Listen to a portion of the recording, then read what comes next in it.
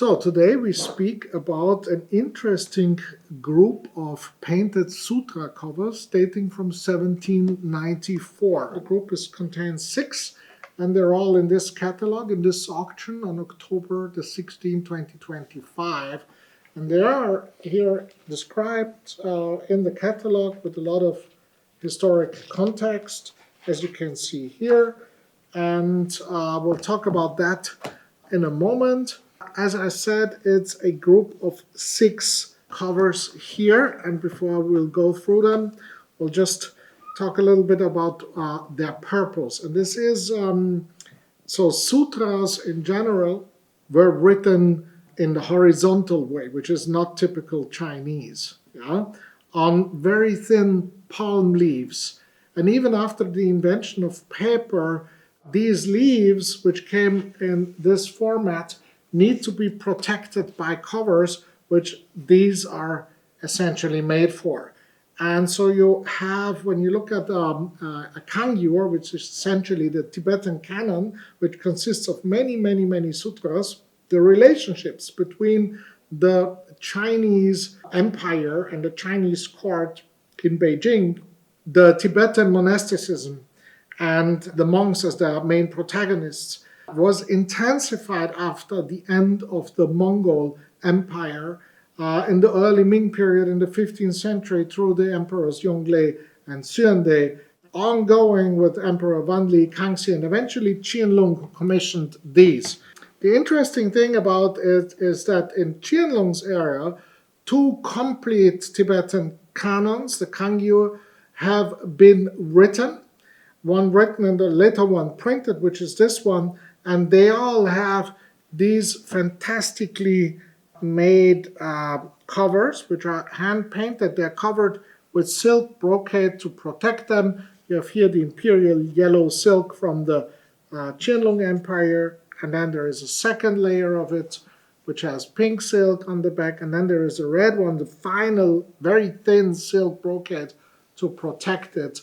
And they all have this, and it's very well preserved, and then you have these very fine paper paintings. Now, some have a little condition issue, but they all have this imperial blue background, and they're all extremely finely painted.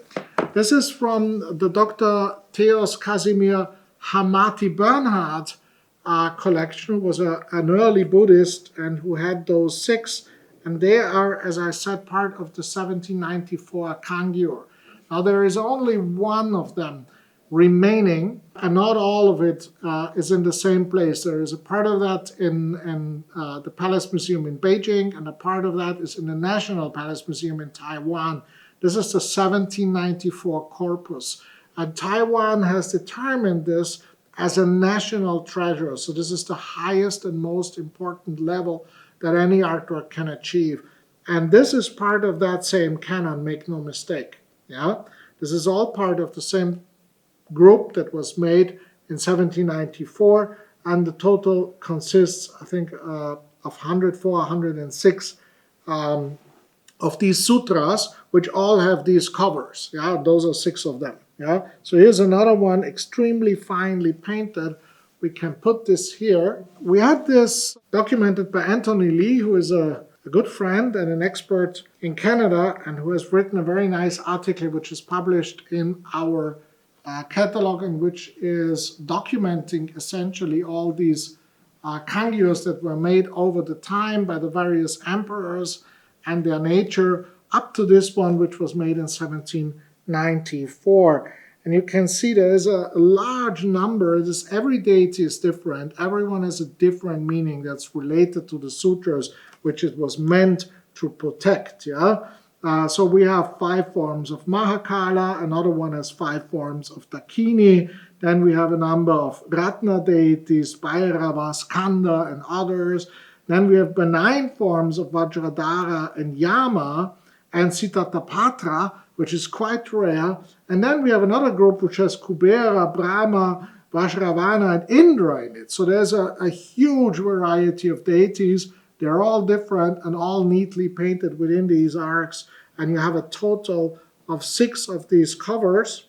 And they are a national treasure, essentially. that's what it is. And I wish they all were together still, which is unfortunately not the case. A few have also made their way to the auction market.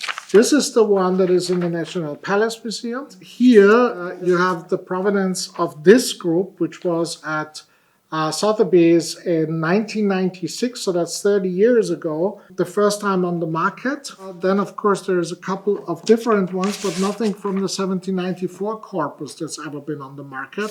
So it's hard to compare. We have put a starting price of 15,000 euros on it for a national treasure. That doesn't sound like a lot, especially if you see that's for a 6. Yeah, so we'd be looking at 2,000-3,000 euros per piece, which is literally nothing, because very simple wood covers already sell for that kind of money and a lot more actually. So there's a good chance if you want to acquire one of these, or all of them actually, it's one lot.